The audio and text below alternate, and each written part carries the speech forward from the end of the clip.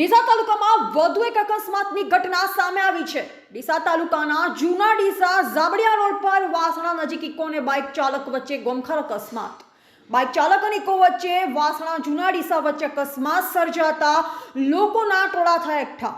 અકસ્માતમાં માતા અને પુત્રને ગંભીર ઇજાઓ પહોંચી। સ્થાનિકો દ્વારા 108 એમ્બ્યુલન્સને કોલ કરતા 108 એમ્બ્યુલન્સ વાન તાત્કાલિક ઘટના સ્થળે દોડી આવી।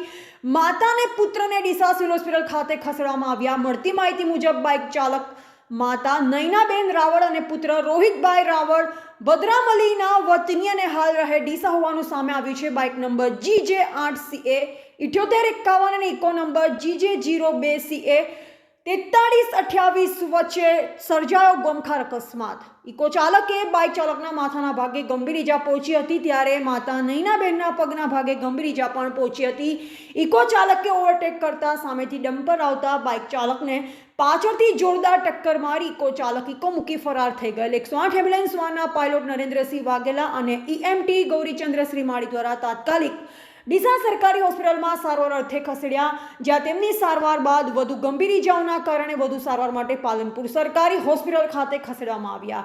રાહદારીઓના જણાવ્યા મુજબ અહીં સદરપુર જૂના ડીસા રોડ વચ્ચે ડમ્પર ચાલકો બેફામ રીતે ચાલતા હોય છે અને છાસવારે નાના મોટા અકસ્માતો થતા હોય છે, ત્યારે સરકારશ્રીને પણ નમ્ર વિનંતી છે કે આ રોડ પર ચાલતા ડમ્પરો બંધ કરાવે, નહીં તો આ રસ્તા પર વધુ અકસ્માત થવાની સંભાવનાઓ ફેલાઈ રહી છે।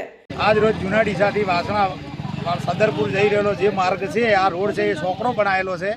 આજ સુધી સરકારની વારંવાર રજૂઆત કરવા છતાં તેની ઓખ ઉઘડતી નથી અને વારંવાર આ રોડ ઉપર ડમ્પરની લાઇન ટુ લાઇનથી ડમ્પર ચાલી રહ્યા છે। દરેક ગામડા વચ્ચે જે આવી રહ્યા છે તેમને ડીસા જવા આવવામાં તકલીફ થાય છે।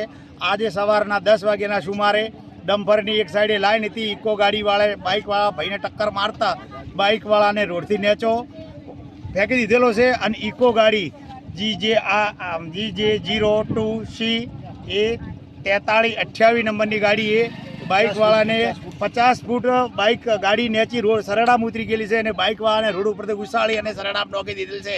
તેની પરિસ્થિતિ એકદમ વીક થઈ ગઈ। 108 આવી અને ડીસા તાત્કાલિક સારવાર અર્થે ખસેડવામાં આવ્યો છે। તો સુધી સરકારને વારંવાર રજૂઆત કરવા છતાં અમારા રોડની સાઈડો બનાવવાની તૈયારી કોઈ કરતા નથી। ખાલી રોયલ્ટીના પૈસા સારા લાગે છે અને અમારા રોડ ઉપરના ટોટલ ગામડાની પબ્લિક જેમનું રેસિડન્ટ રોડ ઉપર નજીકમાં આવેલું છે, ડીસા અવર જવર જવાનો ગહારો વધારે પણ રહેશે। તે છતાં સરકારશ્રીને અમે વારંવાર રજૂઆત કરી કે અમારા રોડ ડબલ કરી આપવા તાત્કાલિકના ધોરણે વિનંતી છે। આવી અમે વારંવાર સરકારને શ્રીને રજૂઆત કરે છે કે અમારો રોડ તાત્કાલિકના ધોરણે ડબલ કરવો અને અમારા રોડ ઉપરની ટ્રાફિક સમસ્યા વધી ગઈ છે। જે રોડ ડીસાથી પાટણ ઉપર ટ્રાફિક નથી, ડીસાથી રાધનપુર હાઈવે ઉપરનું ટ્રાફિક નથી, તમે સરકારશ્રીના માણસો આવીને રોડ ઉપર ખાલી સર્વે કરે તો અમારા રોડ ઉપર 1 કલાકની અંદર 1000 સાધનની અવરનવર થઈ રહી છે। આટલું ટ્રાફિકની સમસ્યા આ રોડ ઉપર વધી ગઈ છે।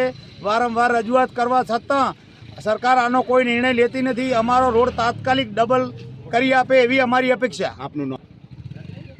મારું નામ છે જોશી રમેશભાઈ વાલજીભાઈ જોશી।